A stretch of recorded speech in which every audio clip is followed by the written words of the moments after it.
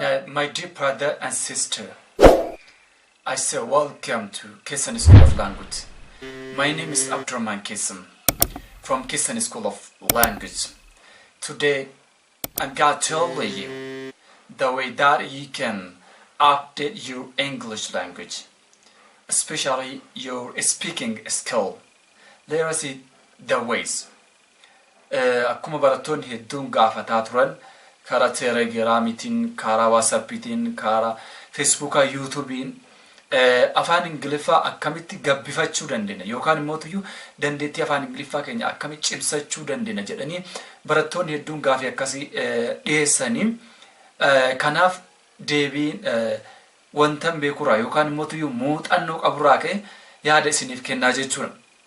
Jalqaba irratti afaan tokko barachuuf inni jalqaba kan nuti hunduu namni kamuu beeku qabaatu kara kamiinuu garanas deem garasis deem afaan kamuu haa ta'u Ingiliffa qofaa miti afaan kam irrattuyyuu inni jalqaba dhagahuutu dursa.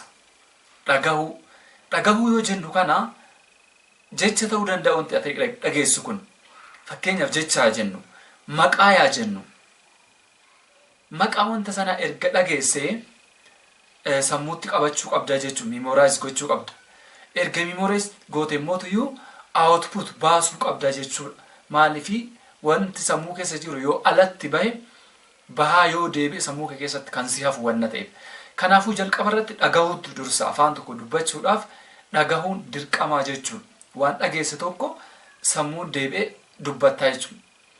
Kana wal qabsiisee dhagahuu irratti jechi nuti afaan tokko keessatti jalqaba irraa beekuu qabaannu word yookaan immoo jecha. Okay? Yookaan maqaa. Fakkeenyaaf afaan Ingiliffaan beektu yaa jennu.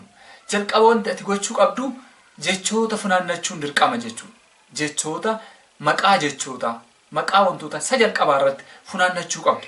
Fakkeenyaaf man jecha jedhu nama yoo ka jedhu taate cattle jecha jedhu horii yoo taate jechoota kanneen funaannachuu qabdaa jechuudha. Earth, love, sky, samii yookaan heaven, samii, hawaa jechoota kunneen jechoota kanneen sassaabbachuu qabda yookaan immoo vocabulary jechuudha. Inni jalqaba. Yoo jecha wanta tokko hin beekne kallattiin ati afaan ittiin dubbattu takka illee hin jiru. Fakkeenyaaf nam tokko nam afaan Oromiffaa akka gaarii dubbatu tokko afaan Chaayinaa yookaan afaan Faransaay jechuma tokko dubbadhu osoo jecheen hin dubbatu jechuudha. Nam tokko kan afaan Oromiffaa akka gaarii dubbatu ka Amaariffa mootuyyuu jechoota isaa dhagahee qabu. Hin beeku garuu Amaariffa dubbachuu hin danda'u. Garuu jechoota dhagahee jira namni kun. Mee jecha Amaariffa dubbadhu osoo jetteeni namni kun jecha Amaariffaa hedduu dubbata jechoota jechuudha. Jechoota cal jedhee dubbachuu hin danda'a. Maaliifii jechoota hin qaba sammuudhaa qaba ni beeka wanna ta'eef. Garuu Amaariffuma kana walitti galchee haasa'uu hin danda'u. Maal beeka garuu jechoota beeka. Afaan Faransaay immoo jecha takka jechuu hin danda'u jechuudha. Rakkin isaa maallaa vocabulary hin qabanne dura jechoota hin kuufanne dura sammuu keessa jechi hin jiru wanna ta'eef eessaa fuudhee jira. Mee afaan Faransaay nama jedhu osoo jettee nam afaan Faransaay gonguma dhagahee yookaan hin beekne tokkoon eessaa fuudhee jira. Hin danda'amu jechuudha. Akkasuma afaan biraatis afaan Ingiliffaas akkas jalqaba gochuudha qabaannu jechoota wordii beekuu qabaannaa jechuudha. Yoo xiqqaate jechoota yoo karaa deemnu, yoo kitaaba dubbisnu, yoo namni dubbatu, yoo TV ilaallu, yoo kitaaba dubbisnu, yoo social media hordofnu jechoonni hedduu dhufan. Jechoota kanneen sammuutti qabachuun gaariidha. Hiika isaa itti kennaa sammuutti qabachuun. Fakkeenyaaf jechi earth jedhu. Yoo jecha geograafii keessa dubbisu earth jechuun maal jechuudha? Earth jechuun lafa, earth lafa jechuudha. Qabadhee miti sammuu koo keessa jira jechuudha wordiin kun. Erga wordiin kun sammuu kee keessa jiraate wordii biraallee jechoota biraallee gara sammuu keetiitti fiddaa jechuudha. Jechoota sammuutti kuusa jechoota yookaan laabrarii sammuu keessi taasisuun dirqama jechuudha. Afaan tokko dubbachuuf. Erga inni jalqabaa jechoota jennee hoo dhagahuudha jenne dhagahuu irratti immoo kan wal qabatu dhagahuudhaan jecha dhageenya. Wanti dhageenyu jecha yookaan sagalees ta'uu danda'a. Irra jecha fudhannu. Jecha dhageenyu kana mootuyyuu hiiketti kennine mataa sammuu keenya keessatti qabachuun dirqamaa jechuudha. Isa jalqabaa. erga qabannee kaane mootuyyuu ni kunuunsina jecha kan akkamitti kunuunsina jechoota san hojiirra oolchuudha yookaan baasuudhaan fakkeenyaaf earth jecha jedhu yoo qabadhan lafa jechuudha fakkeenyaaf earth jechuun lafa gabbifachaa deemaa jechuudha earth jechuun lafa yoo kitaabas dubbisu jecha earth jettu tana yoo argen sammuu keessa wanta na jirtuuf dafee sammuun koo hiikkaa itti naa kenna jechuudha earth jechuun lafa jedhe yoosu itti naaf kenna yoon beekne mootuyyuu itti siif hin kennu jecha haaraadha jechuudha jecha haaraa san mootuyyuu sammuutti galchitee hiikkaa wajjin akka sammuun kee qabatu taasisa waliigalaan jechoota kuufachuu jalqabni afaan jechoota kuufachuu jechoota yoo kuufachuu jedhamu kana kuufannee immoo callisuu miti practice gochuu akka sammuu keenya keessaa hin banne taasisuu akka yeroo biraa hin daganne jechuudha maaliif jecha biraallee irraan finna kan biraas finna sammuun gigaabaayitii sammuu baay'ee guddaa waan ta'eef jechoota biraas qabachuu nu danda'a gatii ta'eef jechoonni kan dura qabanne sun akka hin banne mootuyyuu isa immoo irra deddeebinee keessatti akka yaadatu gabbisuun gaariidha jechuudha jechoota erga gabbisnee booda fakkeenyaaf an jecha afaan ingiliffaa wordii baay'ee beeka yoo ta'e wordii baay'ee beeka yoo ta'e gaariidha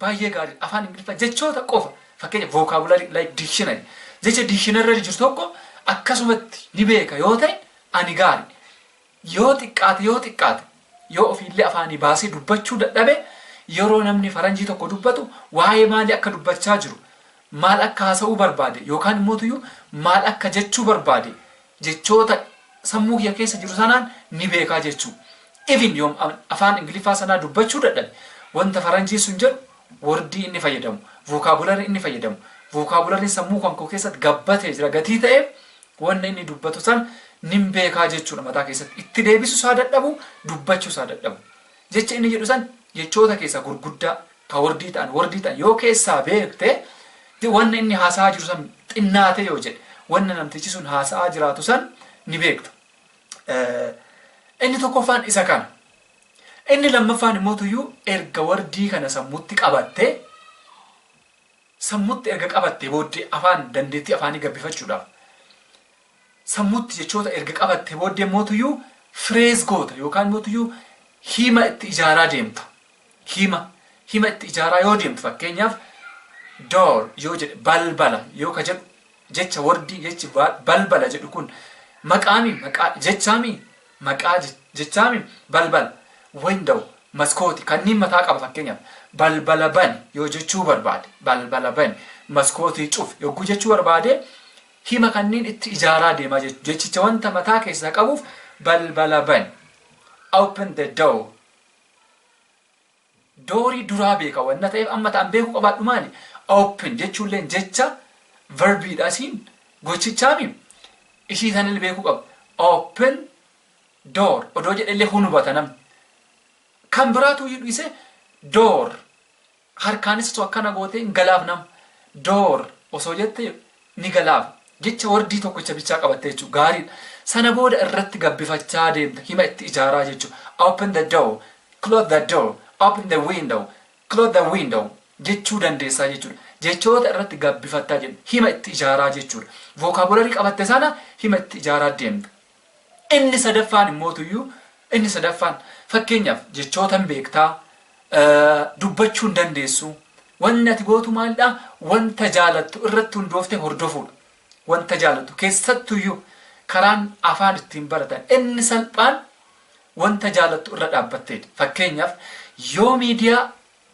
oduu news media oduu afaan ingiliffaan duraan afaan oromiffaa yookaan amaariffaan ka hordoftu ta'e hin jaalatta oduu hordofuu wanna ta'eef amma immoo isuma sana afaan ingiliffaan hordofta yoo duraan ispoortii hordofta ta'e amma mootuyyuu isuma sana afaan ingiliffaatiin ispoortii masan hordofta duraan waan jaalattuuf afaan oromoo yookaan amaariffaan jaalatta duraan amma gatii ingiliffa kee gabbifachuu wanna ta'eef oduu dhageeffattu kana ispoortii ilaaltu kana ka ingiliffaatti jijjiiratta okay yoo mootuyyuu fiilmii kan laaltu ta'e duraan fiilmii amaariffaa yoo laaltu fiilmii oromiffaa yoo laaltu amma immoo fiilmii ingiliffaa laaluu qabdaa jechuudha fiilmii ta'e kan ingiliffaa yookaan immoo fiilmii amaariffaa ta'e ka ingiliffaan jalatti sabtaayitiliin barraa'e ka jalatti hiikkaan isaa barraa'e ilaaluu qabdaa jechuudha ka oromiffaallee akkasuma wanna jaalattu sanarra dhaabbattee wanna jaalattu yoo hordofte salphaatti bira ga'uu dandeessa yoo nama amantaa hordofu taate Dawaa afaan Ingiliffaan godhamu hordofuun dirqama. Televezyiinii afaan Ingiliffaan waa'ee Islaamaa haasa'u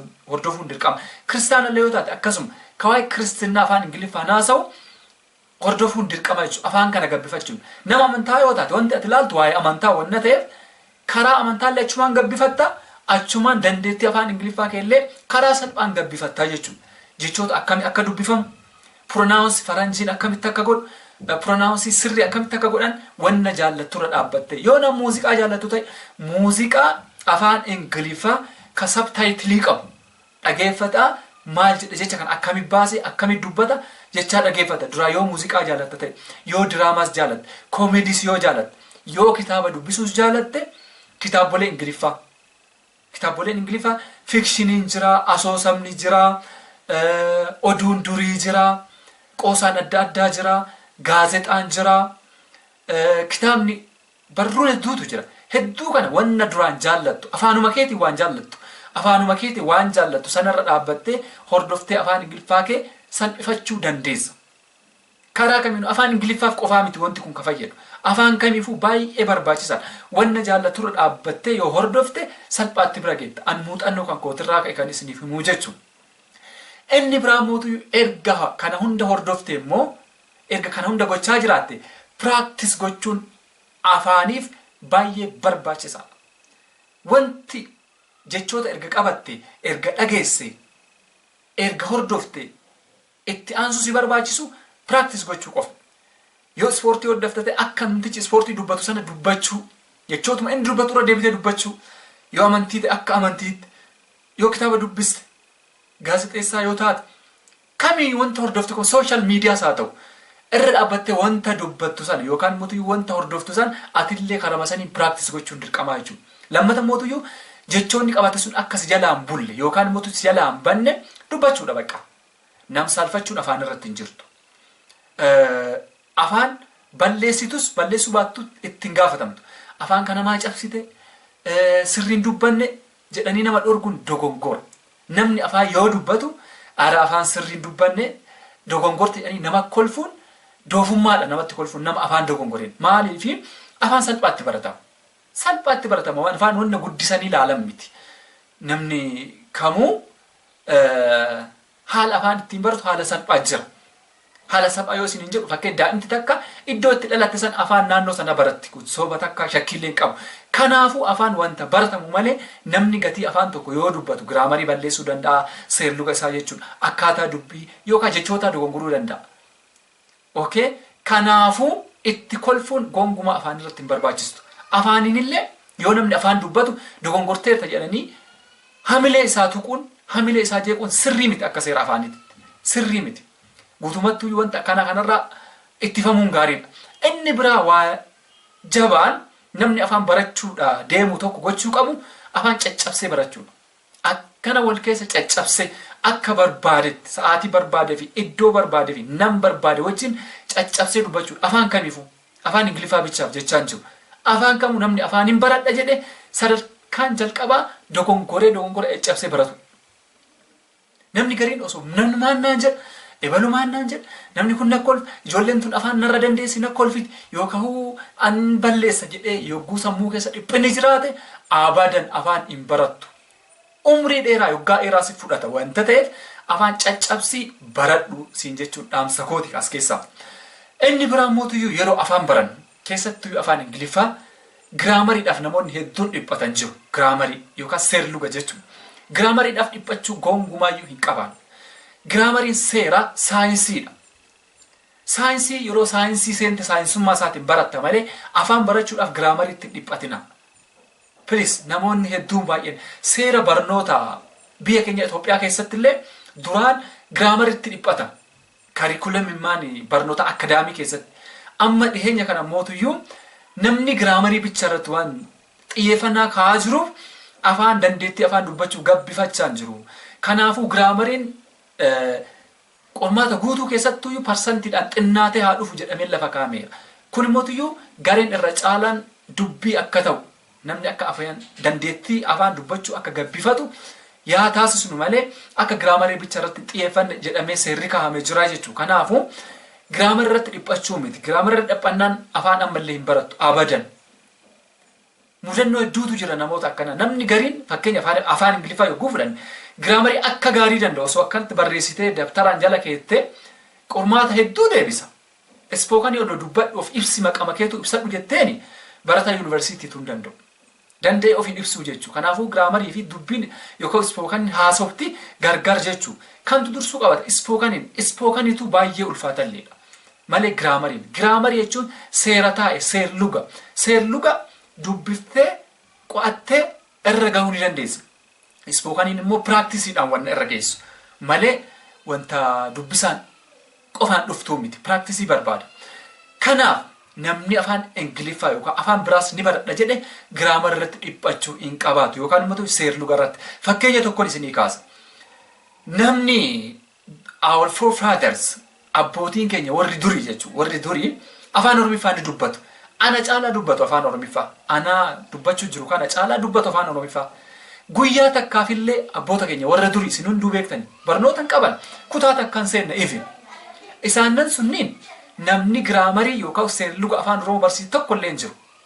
Dandeettima dhalatanii irratti afaan sana keessa guddatanii dubbatu malee namni seerluga kootu giraamarii baradhu abbiyyo kootu giraamarii baradhu ayyiyyo jedheeni giraamarii barsiise tokkollee hin jiru jechuudha. Kun maaliif ta'e afaan giraamara irratti dhiphatu. Jarri sun tarii amma seerluga iddoon itti osoo isaan gaafatamanii deemifne iddoo kamii mee abbaa koo abboota durii akaakayyuu koo osoo dhaqxee akaakayyuu koo kummaatiimamoo antiimamoo gochimamoo xumibsamoo jettee gaafattee siin deebisu. This is science. Kun gara saayinsiitti yoo deemte abbaan kee maatimni kam akka ta'e hin beeku, antiimni kam akka ta'e hin beeku, gochimni kam akka ta'e hin beeku. Saayinsii isaa waan hin beekneef jechuudha.